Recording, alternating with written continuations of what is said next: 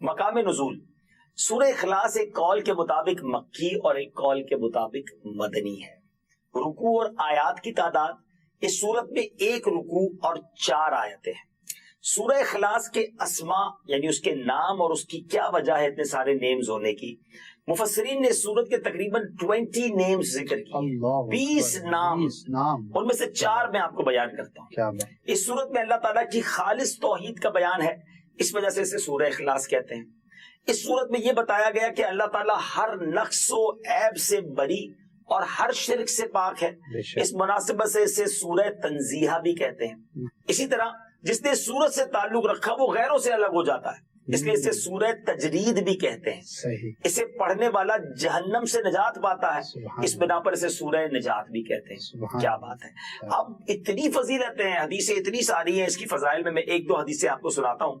حضرت ابو سعید خدری رضی اللہ تعالی عنہ سے روایت ہے کہ نبی پاک علیہ الصلوۃ والسلام نے ارشاد فرمایا، کیا تم میں سے کوئی اس سے عاجز ہے کہ وہ رات میں قرآن مجید کا 1/3 حصہ پڑھ لے؟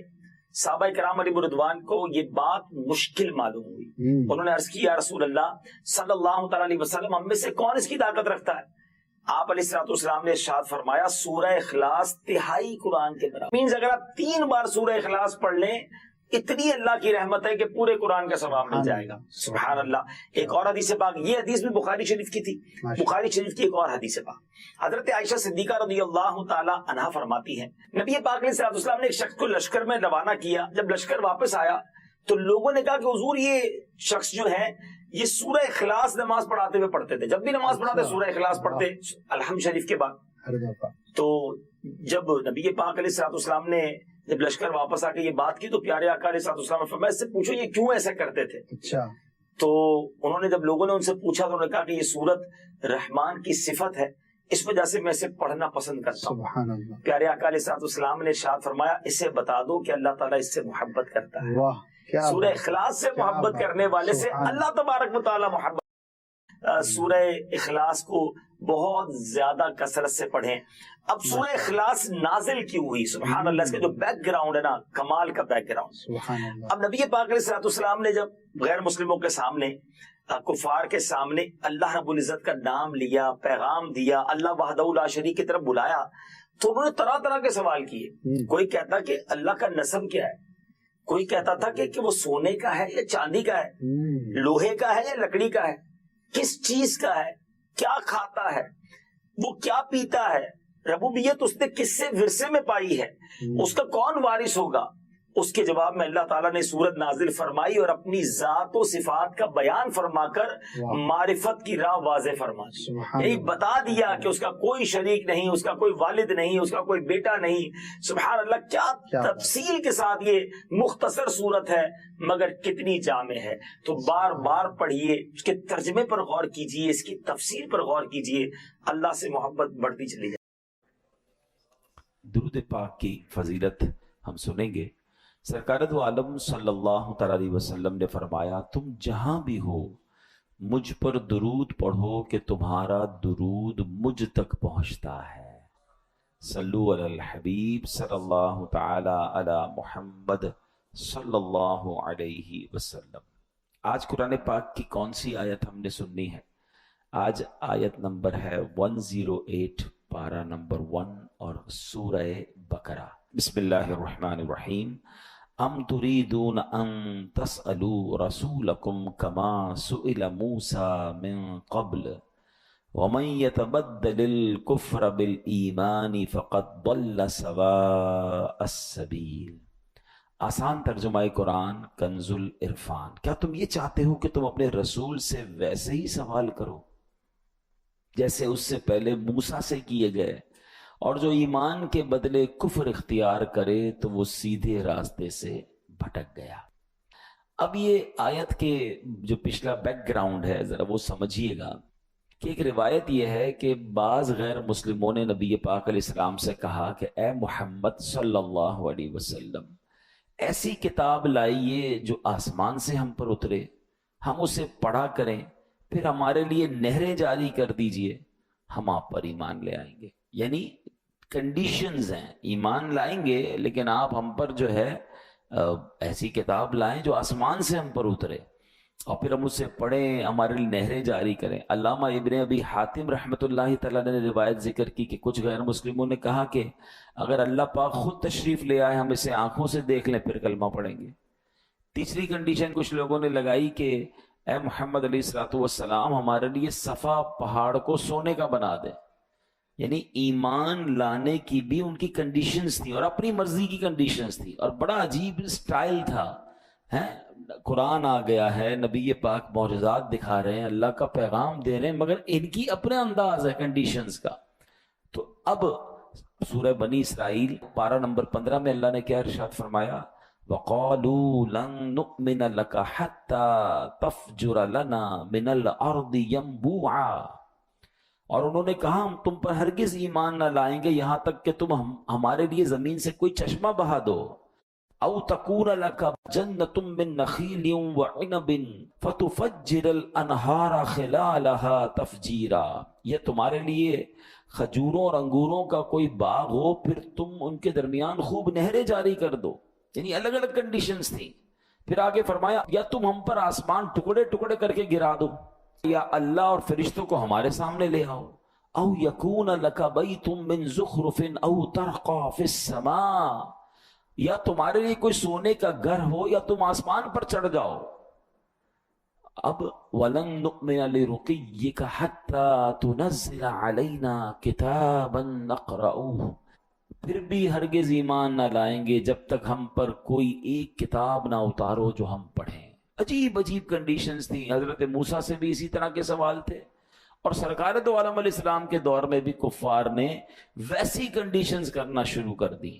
تو اے میرے پیارے اسلامی بھائیوں ذرا سمجھیے گا اس آیت کو، اس آیت سے ہمارے لیے ایک بہت زبردست میسج ہے۔ دوبارہ آیت شروع میں جو پڑھی تھی پڑھتا ہوں، ام تریدون ان تسألوا رسولکم کما سئل موسیٰ من قبل، کیا تم یہ چاہتے ہو کہ تم اپنے رسول سے ویسے ہی سوال کرو جیسے اس سے پہلے موسیٰ سے کیے گئے تھے؟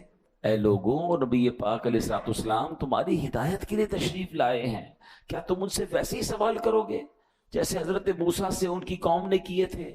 حضرت موسیٰ کو یہود نے کیا کہا تھا؟ لن نؤمن لک حتی نری اللہ جہرا، ہم ہرگز تمہارا یقین نہ کریں گے جب تک اعلانیہ خدا کو نہ دیکھ لیں۔ تو اے میرے پیارے اسلامی بھائیوں، وہ لوگ جو نبی پاک سے اس طرح کے سوال کر رہے تھے انہیں یاد دلایا گیا کہ تم ویسے ہی سوال کرنا چاہتے ہو میرے حبیب سے جیسے حضرت موسیٰ سے ان کی قوم نے کیے تھے۔ اور پھر آگے فرمایا وَمَن يَتَبَدَّلِ الْكُفْرَ بِالْإِيمَانِ فَقَدْ ضَلَّ سَوَاءَ السَّبِيلِ، اور جو ایمان کے بدلے کفر اختیار کرے تو وہ سیدھے راستے سے بھٹک گیا۔ یعنی اعلان کیا ہے قرآن کا؟ اسلام آ گیا، نبی پاک قرآن لے آئے، معجزات دکھا رہے ہیں، اب دو راستے ہیں، یا تو ان کی بات مان لو، حق کو قبول کرو، اسلام قبول کر لو، یا پھر ضدی اور ہٹ درمی کا مظاہرہ کرو گے تو پھر تم کفر اختیار کرنے والے ہو۔ تو اے میرے پیارے اسلامی بھائیوں، کفر سے پلٹنے کے لیے بھی مطالبات جو کر رہے ہیں ان کو گویا تنبیہ کی گئی، وارن کیا گیا۔ اب لیکن ایک بڑا اہم سوال ہے اس پورے سینیریو میں، اب ذرا غور سے سنیے گا۔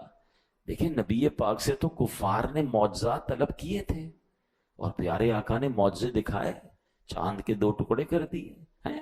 کسی نے کہا کلمہ پڑھیں تو پیارے آقا کی مٹھی میں کنکر نے کلمہ پڑھنا شروع کیا، مطلب بہت سارے معجزات۔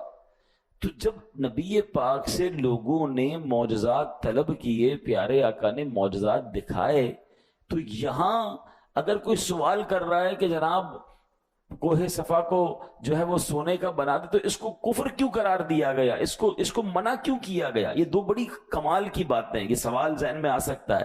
دیکھیں حضرت صدیق اکبر رضی اللہ تعالیٰ عنہ جب وہ ایمان لائے نا تو انہوں نے بھی نبی پاک سے معجزہ طلب کیا تھا، پیارے آقا نے ان کو غیب کی خبر دی، وہ کلمہ پڑھ کر مسلمان ہو گئے۔ حضرت عبداللہ ابن عباس فرماتے ہیں کہ ایک اعرابی آیا نبی پاک کے پاس اور آ کر کہتا ہے یا رسول اللہ صلی اللہ علیہ وسلم، اگر آپ اللہ کے نبی ہیں تو معجزہ دکھائیے، مجھے پتہ چلے کہ آپ اللہ کے نبی ہیں۔ تو نبی پاک نے فرمایا کہ اگر میں سامنے موجود درخت کی ٹہنی کو بلاؤں اور وہ آ جائے تو مجھے نبی مان لو گے؟ وہ کہتا ہے حضور مان لوں گا۔ اللہ اکبر۔ میرے آقا علیہ السلام، ترمذی شریف کی حدیث ہے، نبی پاک نے ٹہنی کو بلایا، درخت کو نہیں، اس کی ٹہنی کو بلایا، ٹہنی اپنی جگہ سے خود ہی کٹی، اچھلتی ہوئی نبی پاک کی بارگاہ میں حاضر ہو گئی۔ نبی پاک نے فرمایا واپس چلی جا، وہ واپس چلی گئی اور دوبارہ اسی طرح جا کر جڑ گئی، اور وہ اعرابی کلمہ پڑھ کر مسلمان ہو گیا۔ تو اسے تو بہت سارے واقعات ہیں کہ پیارے آقا سے معجزات طلب کیے گئے، نبی پاک نے معجزات دکھائے، لوگ ایمان لے آئے، سبحان اللہ۔ لیکن یہاں کفار اگر ایسے سوال کر رہے ہیں تو ان کو کیوں منع کیا گیا؟ تو یاد رکھیے کہ یہ بات، اس میں فرق کیا ہے، ڈفرنس کیا ہے، بتایا امام فخر الدین رازی فرماتے ہیں بہت سیکھنے کی بات ہے۔ یہ کفار جو معجزات طلب کر رہے ہیں یہ بطور دلیل نہیں مانگ رہے، یہ بطور ضد اور ہٹ دھرمی کے مان رہے ہیں۔ یہ جو کوشچن ہے یہ ہٹ دھرمی والا ہے، یہ ضد والا، یہ ماننے کے لیے نہیں کہ حضور دکھا دے تو میں کلمہ پڑھ لوں گا۔ یہاں چیلنج کرنا ہے، یہاں ٹیسٹ معاذ اللہ کرنا ہے۔ بات جو یہ کہہ رہے ہیں یہ کفر نہیں تھی، ان کا لہجہ گستاخانہ تھا، ان کا سٹائل گستاخانہ تھا، یہ طریقے ہٹ درمی والے تھے جو کفر کا حکم لگایا گیا۔ تو پتہ چلا ان کی ڈیمانڈ پر کفر کا حکم نہیں ہے، ان کے سٹائل پر، ان کے لہجے پر، ان کا گستاخانہ جو رویہ ہے اس پر کفر کا حکم لگایا گیا۔ قرآن کیا کہتا ہے؟ وَمَن يَتَبَدَّلِ الْكُفْرَ بِالْإِيمَانِ فَقَدْ ضَلَّ سَوَاءَ السَّبِيلِ، اور جو ایمان کے بدلے کفر اختیار کرے وہ سیدھے راستے سے بھٹک گیا۔ گویا فرمایا کیا جا رہا ہے، جو تو ماننے کی نیت سے آئے گا تو میرے آقا چاند کو دو ٹکڑے کر کے بھی دکھا دیں گے، اگر گستاخانہ لہجے اپناؤ گے تو رسول ذیشان علیہ السلام کے حضور ضد و ہٹ دھرمی کرو گے تو یہ لہجے قبول نہیں ہوں گے۔ یہ کفریہ انداز ہے، یہ کفر کا طریقہ ہے، سیدھی راہ سے بھٹکے ہوئے لوگ ایسا کرتے ہیں۔ تو پتہ چلا کہ بعض اوقات لفظ ٹھیک ہوں، سچے ہوں، مگر لہجہ گستاخانہ ہو جائے اس سے بھی گستاخی ہو جایا کرتی ہے۔ جب بات اللہ کی کرنی ہے نا، اللہ کے رسول کی کرنی ہے، انبیاء کی کرنی ہے، اہل بیت کی کرنی ہے، صحابہ کی کرنی ہے، اللہ کے پیاروں کی کرنی ہے، تو لہجہ بھی نرم رکھنا ہے، لہجہ بھی ادب والا رکھنا ہے۔ ہاں بعض اوقات بندہ کہتا ہے بات تو صحیح کر رہا ہے، صرف بات نہیں، لہجہ کیسا تھا۔ کوئی اپنے والد کو کہے اے میری ماں کے شوہر ادھر آ، تو بات تو ٹھیک ہے، ماں کا شوہر ہی ہے والد، آپ کیا کہیں گے اتنا بے ادب ہے؟ وہ کہے گا کہاں بے ادب ہوں بھائی، ماں کا شوہر ہی تو ہے۔ نہیں، اللہ کے بہت بڑے عظیم نبی ہیں حضرت موسیٰ علیہ السلام۔ حضرت موسیٰ کی بڑی شان ہے، قرآن میں سب سے زیادہ ذکر اگر کسی نبی کا ہے نا تو وہ حضرت موسیٰ علیہ السلام، اولو العزم رسولوں میں سے آتے ہیں۔ آپ نے اللہ سے ایک بار بڑی پیارے انداز میں ریکویسٹ کی، اے رب مجھے اپنا جلوہ دکھا دے تاکہ تیرا دیدار کر لو۔ تمنا کیا ہے؟ اللہ کو دیکھنا ہے۔ ارشاد کیا ہوا؟ لن ترانی، تو مجھے ہرگز نہ دیکھ سکے گا، مگر پھر بھی اپنی ایک تجلی دکھائی رب نے، کوہ طور پر اپنی تجلی نازل کی۔ ٹھیک ہے، ریکویسٹ ہوئی، کچھ نہ کچھ عطا کیا گیا۔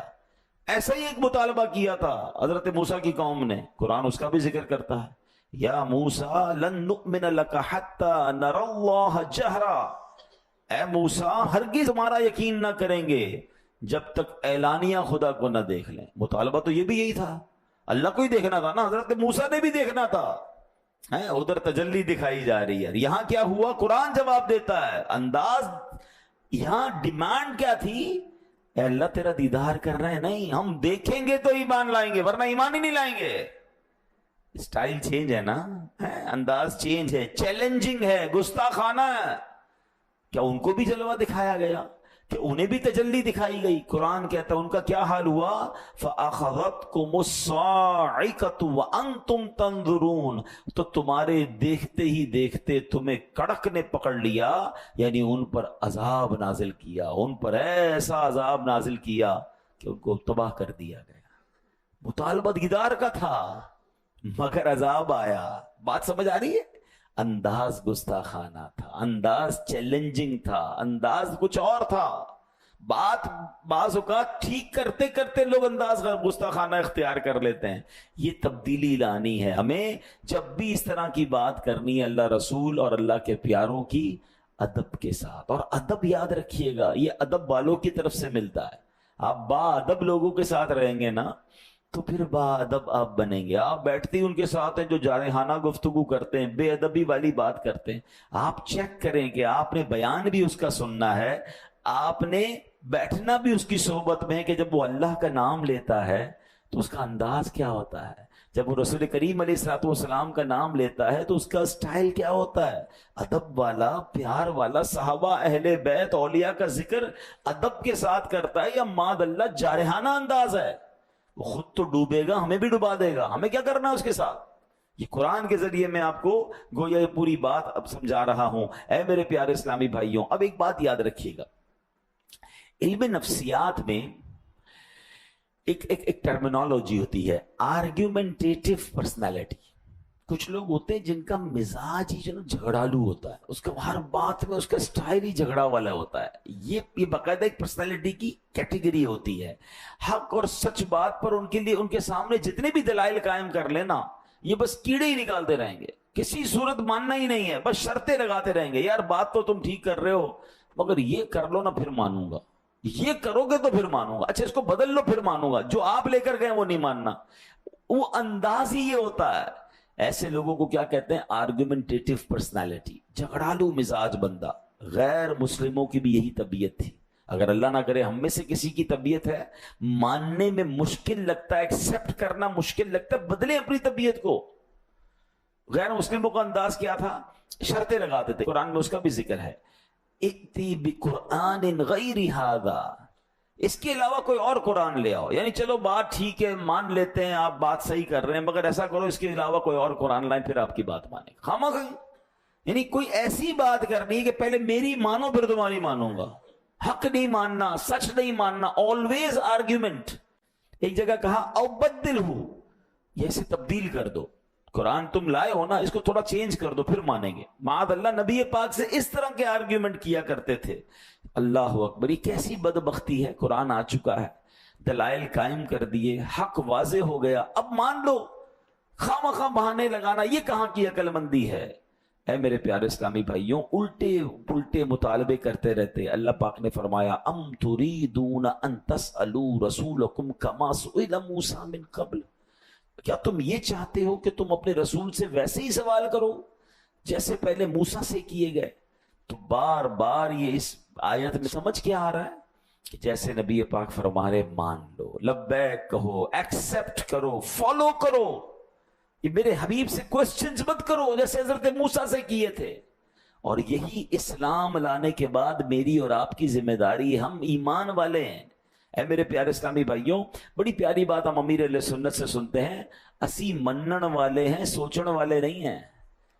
ہاں آج کل کیا پرابلم ہو گئی ہے, آج کل بہت کچھ زیادہ ہی پڑھے لکھے ہو گئے نا, تو اب کہتے ہیں یار یہ قرآن کا حکم کیوں ہے, اللہ نے یہ حکم کیوں نازل کیا, حدیث میں یہ آرڈر کیوں آیا, اس کی لاجک بتائیں.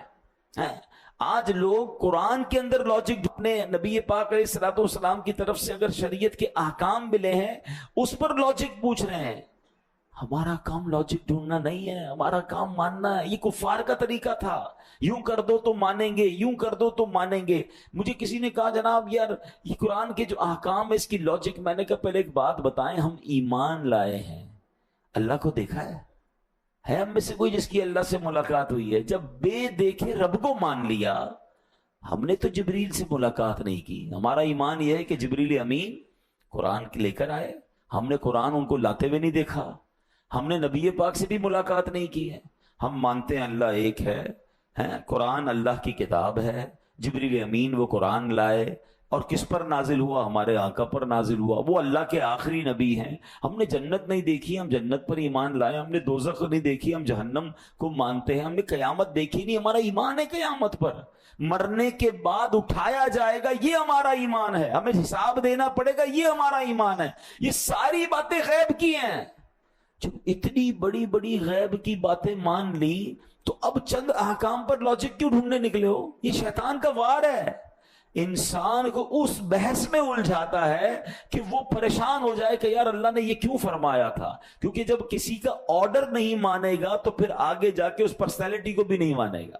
یہ ابتدا ہوتی ہے کہ آپ کو پہلے شریعت کے کچھ احکام میں کنفیوز کرتا ہے شیطان کہ یار یہ عورت کو ایک حصہ کیوں ہے ورثے میں؟ مرد کو 2 کیوں ملتے ہیں؟ یہ طلاق کا حق مرد کے پاس کیوں ہے؟ اب یہ وہ سوالات کریٹ کیے جا رہے ہیں کہ اس کی لاجک کیا ہے؟ شریعت نے کیوں کہ معاذ اللہ ایک مسلمان کہلانے والے بعض اوقات اسلام کے کچھ احکام کو کہتے ہیں ظلم ہو رہا ہے، یہ مجھے سمجھ نہیں آ رہا. میری اور آپ کی سمجھ کیا ہے؟ پھر اللہ کو کیسے مان لیا؟ اللہ سمجھ آ گیا تمہیں؟ غور کریں، ہم غیب پر ایمان لائے ہیں، ہمیں سمجھ آئے نہ آئے، ہمارا یقین ہے کہ اللہ ایک ہے، وہ وحدہ لا شریک ہے، اس کی کوئی اولاد نہیں ہے، اس کا کوئی شریک نہیں ہے، کسی سے پیدا نہیں ہوا ہے. یہ ایمان کی پختگی ہے نا. جب اتنا کچھ مان لیا تو اب شریعت کے احکام میں یہ کوشچن کرنا، کنڈیشنز لگانا، یہ کفار کا طریقہ، اور پھر اس میں لہجہ بھی گستاخانہ، وہ اور بات جو ہے وہ خطرناک ہو جاتی ہے. اے میرے پیارے اسلام بھائی، اب میں کچھ واقعات آپ کو بتاتا ہوں. دیکھیں، ہم سے زیادہ عقل مند صحابہ کرام تھے، ہم سے زیادہ الحمدللہ ویژنری وہ تھے، کیونکہ صحبت کس کی ملی تھی؟ سرکار دو عالم علیہ الصلوۃ والسلام کی. مگر look at the way of اوبیڈینسی، ان کا فرما برداری والا انداز کیسا تھا. یاد رکھیے، شراب پہلے حرام نہیں تھی. اسلام کے ابتدائی سالوں میں شراب حلال تھی اور لوگ بڑے شوق سے شراب پیا کرتے تھے. مگر اب اللہ پاک نے شراب کو حرام قرار دیا. اب کیا قرآن میں نازل ہوا؟ یا ایھا الذین آمنوا انما الخمر والمیسر والانصاب والازلام رجس من عمل الشیطان فاجتنبوہ لعلکم تفلحون. قرآن کیا کہتا ہے؟ یہ اب آج کے دور کے لوگ بھی ذرا غور سے یہ آیت قرآن کی سمجھ لیں. ایمان والوں کو ڈائریکٹ اللہ نے فرمایا ہے. یہ ان آیتوں میں سے آیت ہے جس میں ڈائریکٹلی اللہ نے ہم سے بات کی ہے. ڈائریکٹلی مجھ سے اور آپ سے کیا فرمایا ہے؟ ایمان والو، شراب اور جوا اور بت اور قسمت معلوم کرنے کے تیر ناپاک شیطانی کام ہی ہیں، تو ان سے بچتے رہو تاکہ تم فلاح پاؤ. یاد رہے، یہ آیت نازل ہونے سے پہلے شراب حلال تھی، حرام نہیں تھی. اب کیا ہوا؟ ایک گھر میں کچھ صحابہ بیٹھے تھے اور شراب چل رہی تھی کیونکہ حلال تھی. اب قرآن کی آیت ان تک نہیں پہنچی. گلی میں اعلان ہوا، جیسے ہی حکم آتا تھا نا تو صحابہ اعلان کرتے تھے، اے لوگوں یہ آرڈر آ گیا ہے، یہ حکم آ گیا اللہ کی طرف سے. اعلان ہوا بے شک شراب حرام کر دی گئی ہے. بس یہ اعلان سنا انہوں نے، ہاتھوں میں شراب کے برتن ہیں. اسی وقت وہ ساری کی ساری شراب جو ہے، اب اگلا گھونٹ نہیں پیا. شراب حرام، حالانکہ فیورٹ ڈرنک ہے، اس کو جناب گلیوں میں بہا دیا، برتن توڑ دیے شراب کے. اللہ اکبر. ہم جیسا آدمی آج کے دور میں ہوتا، یہ چیک تو کرو خبر ٹھیک ہے کہ نہیں، یہ کیوں نازل ہوا ہے، اس کے پیچھے لاجک کیا ہے، کل تک تو حلال تھی آج کیسے حرام ہو گئی. ابھی تو لوگ بحثیں کر رہے ہیں نا. نہیں، منن والے، سوچن والے نہیں. صحابہ کرام نے برتن بھی توڑ دیے، مکے کی گلیوں میں شراب بہا دی، اس کے بعد ہاتھ بھی نہیں لگایا. یہ وہ فرما برداری تھی کہ نبی پاک کے پاس جائیں گے، اس کی لاجک پوچھیں گے، اس کا سوال پوچھیں گے، اللہ نے کیوں حرام قرار دیا. نہیں، جب پتہ چل گیا رب نے منع فرما دیا ہے، رائٹ اوے ڈیسیشن لیا. اچھا مجھے بتاؤ، یہ منع تو ہمارے لیے بھی ہے نا. مگر آج، حالانکہ ان کے لیے پہلے حلال تھا پھر حرام ہوا، ان کے لیے مشکل تھا یہ کام کرنا. ہم تو جب سے پیدا ہوئے پتہ ہے، جب سے ہوش سنبھالا شراب حرام ہے، ہم کیوں پڑ گئے شراب میں؟ ماجرا کیا تھا کہ میرے آقا علیہ الصلوۃ والسلام جب مکے سے مدینے پہنچے تھے تو مدینے کے لوگ جو ہے وہ اس وقت مسلمان بیت المقدس کی طرف رک کر کے نماز پڑھتے تھے. تو مدینے کے جو کفار تھے وہ ٹونٹ کرتے تھے، تانا دیتے تھے نبی پاک کو کہ آپ دین تو اپنا لائیں، قبلہ تو ہمارا یوز کر رہے ہیں. تو اب نبی پاک کا دل چاہتا تھا کہ مسلمانوں کا قبلہ جو ہے وہ کعبہ ہو جائے. اب پیارے آقا بار بار آسمان کی طرف نظر اٹھا رہے ہیں کہ کاش اچھا اللہ کا حکم آ جائے. نبی پاک اللہ کے حکم کے کیسی فرما برداری کر رہے ہیں، دل چاہ رہا ہے کہ کعبے کی طرف سجدہ کریں، مگر رب کا حکم آئے گا پھر. یہ بھی تربیت ہے میری اور آپ کی کہ امت کے رہنما ہیں، دل چاہ رہا ہے اس پر عمل نہیں ہو رہا، رب فرمائے گا تو عمل کرنا ہے. آج ہمارا دو دل چاہتا ہے ہم کر ڈالتے ہیں، چلو یار کر لو کوئی بات نہیں. اللہ کے حبیب کا یہ عمل بھی بتا رہا ہے کہ جی چاہ رہا ہے، لوگ ستا رہے ہیں، مگر جب تک رب کا حکم ہے تو بیت المقدس کی طرف نماز پڑھنی ہے. مگر اللہ کی شان دیکھو، اللہ کا اپنے حبیب سے پیار دیکھو کہ پیارے حبیب کی جو رضا ہے وہ اللہ کو کتنی محبوب ہے. 4 رکعت والی نماز ہے, 2 رکعت مسلمانوں نے بیت المقدس کی طرف پڑھ لی ہے, پیارے آقا امامت کر رہے ہیں, صحابہ صفے بنائے کھڑے ہیں, اور سبحان اللہ دوران نماز وہی نازل ہوتی ہے. اور ذرا اس قرآن کی آیت کا لطف تو لیجئے, اس آیت کا مطلب تو سمجھیے. اللہ فرما رہا ہے قد نرا تقلب وجہک فی السماء, ہم تمہارے چہرے کا آسمان کی طرف بار بار اٹھنا دیکھ رہے ہیں. اے محبوب تمہاری اس ادا کو دیکھ رہے ہیں جو تم بار بار آسمان کی طرف نظر اٹھا رہے ہو کہ ابھی حکم آ جائے, ابھی حکم آ جائے. اب انداز دیکھیں, ارے اگر یہ نعت نہیں ہے تو نعت کیا ہے کہ قرآن میں رب اپنے حبیب کی شان کیسے بیان فرما رہا ہے. قد نرا تقلب وجہک فی السماء, ہم تمہارے چہرے کا آسمان کی طرف بار بار اٹھنا دیکھ رہے ہیں. فلنولینک قبلۃ ترضاها, تو ہم ضرور تمہیں اس قبلے کی طرف پھیر دیں گے جس میں تمہاری خوشی ہے. یہاں علماء نے ایک اور بحث کی ہے, فَلَنُوَلِّيَنَّكَ قِبْلَةً تَرْضَاهَا, اللہ نے یہ نہیں فرمایا کہ اے محبوب پھیر دو قبلے کی طرف جہاں میری رضا ہے, اے محبوب ہم ادھر پھیریں گے جس میں تمہاری رضا ہے. جبھی تو اعلیٰ حضرت لکھتے ہیں کہ خدا کی رضا چاہتے ہیں دو عالم, خدا چاہتا ہے رضائے محمد صلی اللہ علیہ وسلم. آج ساری دنیا جو قبلے کی طرف رخ کر کے نماز پڑھتی ہے نا, منہ میرا کعبے کی طرف, یاد کرنا یہ منہ کعبے کی طرف ہوا اس لیے ہے کہ اس میں نبی پاک کی رضا تھی. آپ چاہتے تھے یہ کعبہ بن جائے, اللہ نے حبیب پاک کی رضا کے لیے مسلمانوں کا قبلہ جو ہے وہ کعبہ بنا دیا. مگر ایک بڑا کمال کا سوال ہے, یہ کب ہوا تھا؟ 2 رکعت کے بعد, بٹوین دا نماز, ڈیورنگ دا نماز. اور نبی پاک نے, اچھا یہ چینج کتنا بڑا تھا اب اس کو میں سمجھاتا ہوں آپ کو. اگر مثال کے طور پہ میں قبلہ رخ بیٹھا ہوا ہوں اور میں نماز کے دوران 5-10 ڈگری چینج ہو جاؤں, اٹس ناٹ بگ ڈیل, پیچھے والوں کو بھی تھوڑا بہت ایڈجسٹمنٹ کرنا ہوگا. ایسا نہیں تھا, یہ 180 ڈگری کا ٹرن اباؤٹ تھا. یعنی اگر کعبہ ادھر تھا تو بیت المقدس ادھر تھا. یعنی نبی پاک نماز کے دوران اباؤٹ ٹرن ہوئے ہیں. اللہ اکبر. صحابہ کرام نے پوچھا نہیں کہ حضور یہ کیا ہو رہا ہے. نماز میں تو بات بھی نہیں ہو سکتی نا, اناؤنس بھی نہیں ہو سکتا. سب کو پتا تھا محبوب نے رخ بدلا ہے تو ہم نے بھی رخ بدلنا ہے, ہم نے اطاعت کرنی ہے, ہم نے سوال نہیں کرنا, ہم نے کوشچن نہیں کرنا. سبحان اللہ, سارے صحابہ نے رخ بدل لیا.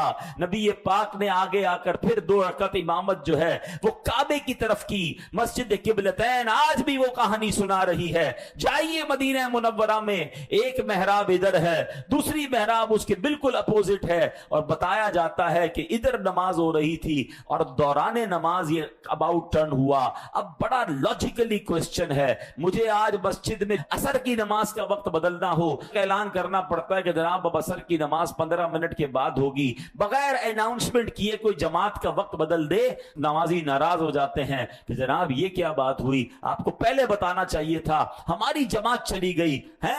ایک جماعت کا وقت بدلنے کے لیے آپ کو اعلان کرنا پڑتا ہے. سوال لاجیکلی یہ ہے, قبلے کا رخ بدلنا تھا. ارے بھائی ظہر سے پہلے اعلان ہو جاتا, ظہر کے بعد اعلان ہو جاتا, عصر کی نماز میں قبلہ چینج ہوتا. یہ دوران نماز قبلہ کیوں چینج ہوا؟ کوئی اعلان نہیں, کوئی اناؤنسمنٹ نہیں, صرف نبی پاک کو معلوم ہے کہ قبلہ بدلا ہے. صحابہ پر تو وہی نہیں آئی تھی, اللہ کے حبیب نے رخ بدلا ہے. یہ رہتی دنیا کو میسج دینا تھا کہ میرے نبی کے صحابہ فرما برداری کیسے کرتے ہیں, فالو کیسے کرتے ہیں, سرکار کی بات کو کیسے مانتے ہیں, اسلام کے حکم پر چوں چرا نہیں, لاجک تلاش نہیں کرتے, وہ لبیک کہہ کر اس پر عمل کرتے ہیں, وہ ایکسپٹ کرتے ہیں. اب سوال ہم سب سے ہے, وہی قرآن کی بات جو ہم نے شروع میں سیکھی تھی کہ جب شریعت کا حکم آ جائے, اللہ رسول کی بات آ جائے, تو وہاں لاجکس, وہاں کوسچن, وہاں آرگیومنٹ نہیں ہوتے, وہاں بات کو ماننا ہوتا ہے, ایکسپٹ کرنا ہوتا ہے. سبحان اللہ, صحابہ کی وہ فرما برداری ہمیں بتا رہی ہے. ارے وہ قبلہ چینج ہونے پر سوال نہیں کر رہے, اور آج کا مسلمان اسلامی احکام پر کوسچن اور آرگیومنٹ کر رہا ہے. یہ سیکھیے صحابہ کرام سے, فرما برداری کس کو کہتے ہیں. اور یہ 1-2 بار نہیں, میں نے 2 واقعات سنا دیے نا, آؤ اب ایک تیسرا واقعہ سنیے گا. صلح حدیبیہ 6 ہجری میں صلح حدیبیہ ہوتا ہے. اب یہ صلح حدیبیہ بھی بڑا یونیک معاملہ تھا. یہ تو صحابہ کرام کے ایک ایسا امتحان تھا. یہ 6 ہجری میں ہوا تھا. مکے سے مدینے صحابہ جا چکے تھے اور ان میں اکثر وہ تھے جو مکے میں رہنے والے تھے. خود نبی پاک کی 53 ایئرز کی لائف جو ہے وہ مکے میں گزری ہے. کہ بندہ جتنی بار جائے جی بھرتا نہیں، بلکہ وہیں رہنے کو وہیں مرنے کو جی چاہتا ہے. اس سے اچھی جگہ کون سی ہے؟ لیکن اب جنہوں نے زندگی مکے میں گزاری ان کو مکے سے نکال دیا گیا. بڑی تکلیف کے ساتھ مدینے گئے تھے. 1400 صحابہ عمرہ کرنے آئے مگر عمرہ نہیں کرنے دیا گیا. حدیبیہ مکے کے قریب ہے، ان کو انٹرسیپٹ کیا گیا. بڑی شرائط طے ہوئی، بڑی کوشش ہوئی کہ بھئی احرام بھی پہن لیا ہے اب تو مکے جانے دیا جائے، مگر نہیں جانے دیا گیا. نبی پاک نے بھی احرام اتارا، صحابہ نے بھی احرام اتارا، جو بھی قربانی وغیرہ کرنی تھی یہ واپس گئے. بڑا عجیب واقعہ ہے، مگر یہ اللہ کی شان ہے کہ اس کے بعد مسلمانوں کو کیسے فتح نصیب ہوئی. مگر اس میں ایک اور واقعہ بھی ہوا تھا جو شاید بہت سارے لوگوں کو نہیں پتا. صحابہ میں سے بہت بڑی تعداد صحابہ کی وہ تھی جن کو شکار کی عادت تھی. وہ روز شکار کرتے تھے، ظاہر شکار کر کے کھانا کھاتے تھے، اپنے روزمرہ کے معاملات دیکھتے تھے. احرام کی حالت میں شکار منع ہے، آپ شکار نہیں کر سکتے. اچھا احرام پہنا ہے، وہ عمرہ بھی نہیں کرنے دے رہے کہ عمرہ ہو جائے تو احرام اتر جائے. اب نیگوشیشن چل رہی ہیں، مذاکرات چل رہے ہیں، کئی دن گزر رہے ہیں. صحابہ حدیبیہ میں احرام کی حالت میں ہیں اور اللہ کی شان دیکھیں کہ جانور جو ہے وہ ان کے قریب کر دیے گئے. ٹیسٹ کیسے لیا گیا؟ پرندے سر پر منڈلا رہے ہیں. جو بھی شکار کے جانور وہ خیموں کے قریب آ کے کھڑے ہو گئے، بلکہ یہاں تک کتابوں میں کہ خیموں میں بھی داخل ہو گئے. صحابہ کہتے ہیں اس دن بغیر ہتھیار کے شکار کرنا پاسبل تھا، ہاتھ سے پکڑ سکتے تھے. یوں جانور ہمارے پاس گھوم رہے ہیں، یوں پرندے قریب آ رہے ہیں. یہ کیا تھا؟ یہ امتحان تھا، یہ ٹیسٹ تھا. اللہ کا حکم تھا کہ شکار نہیں کرنا اور شکار قریب کر دیا گیا.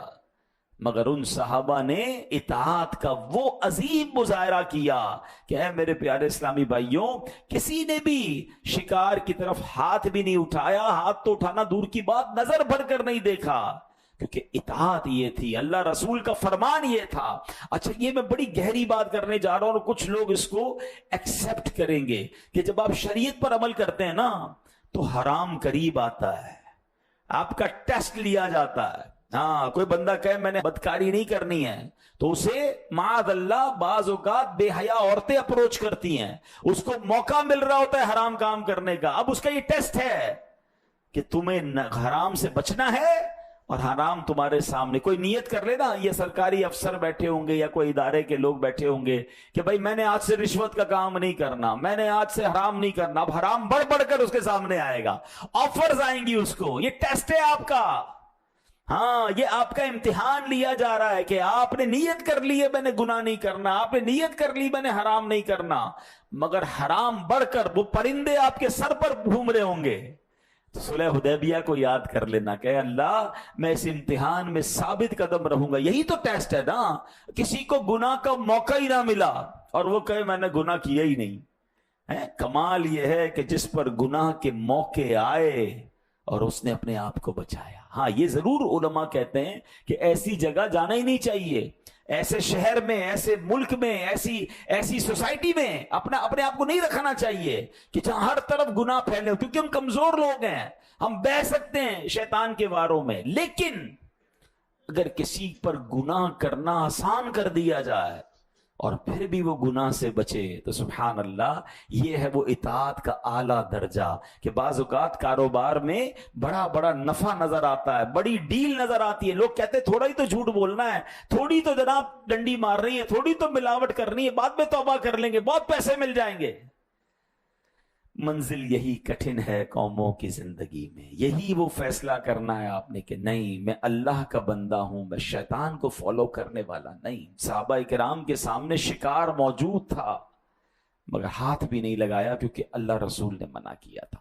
تو بہرحال میرے پیارے اسلامی بھائیوں، ہمیں آج اس پورے قرآنی واقعے سے اور قرآنی آیت سے سیکھنے کو جو مل رہا ہے کہ پہلی بات، جب بھی قرآن و حدیث کا شریعت کا حکم آ جائے اس میں آرگیومنٹ نہیں کرنا ہے، اس میں جناب شرطیں نہیں لگانی ہیں، مان لیں، قبول کریں، ایکسپٹ کریں. اور عمل کریں اور اپنے لہجوں میں نرمی لائیں. گستاخانہ رویے جو ہیں یہ ایمان سے بندہ ہاتھ دھو بیٹھ سکتا ہے. خاص طور پر جب اللہ کی بارگاہ میں بات ہوگی, رسول پاک کی بارگاہ میں بات ہوگی, انبیاء, صحابہ, اہل بیت, اللہ والوں کے بارے میں بات ہوگی, تو بڑی نرمی سے, بڑی شائستہ 2-4 بار سوچ کر بات کرنی ہوگی کہ کس کے بارے میں بات کر رہے ہیں. اب آخری بات سن لیں کہ سبحان اللہ, نبی پاک علیہ الصلوۃ والسلام کی حدیث کہ نبی پاک نے فرمایا, کیا تم جانتے ہو کہ قیامت کے دن عرش الہی کے سائے کی طرف جلدی بڑھنے والا شخص کون ہوگا؟ ہم سب چاہتے ہیں نا قیامت کے دن عرش کا سایہ مل جائے. جلدی بڑھنے والا شخص کون ہوگا؟ عرض کی گئی, یا رسول اللہ, اللہ اور اس کا رسول خوب جانتے ہیں. فرمایا, وہ لوگ کہ جب حق دیے جائیں تو اسے قبول کر لیں. حق ملے, آپ کو کوئی دلیل کے ذریعے بتائے کہ جناب یہ حق ہے, ایکسیپٹ کر لیں, اپنی غلطی بھی ایکسیپٹ کر لیں, مان لیں. خواہ خواہی کی بس وہ میں نہ مانوں والی کیفیت نہیں ہونی چاہیے. اور قرآن و حدیث میں, شریعت میں تو فوراً قبول کریں. میرات المناجی میں اس کا ایک معنی یہ ہے کہ وہ لوگ جب کوئی انہیں حق بات سنائے تو اسے قبول کر لیں اور سنانے والے کا احسان مانیں, اسے قبول کرنے میں شرم محسوس نہ کریں. وہ لوگ عرش الہی کے سائے میں جلدی پہنچ جائیں گے. اب نبی پاک کی ایک پیاری سی دعا سن لو, اللہ کرے یہ دعا ہمارا حصہ بن جائے. آقا دعا فرماتے, اللہم ارن الحق حقا وارزقنی اتباعہ وارن الباطل باطلا وارزقنی اجتنابہ. اے اللہ, مجھے حق کو حق دیکھنے اور اس کی پیروی کی توفیق نصیب فرما, باطل کو باطل ہی دیکھنے اور اس سے بچنا نصیب فرما. ہم بھی اللہ سے دعا کرتے ہیں, مولا اس دعا کا صدقہ عطا فرما, حق کو حق دیکھنے اور اس پر عمل کرنا نصیب فرما.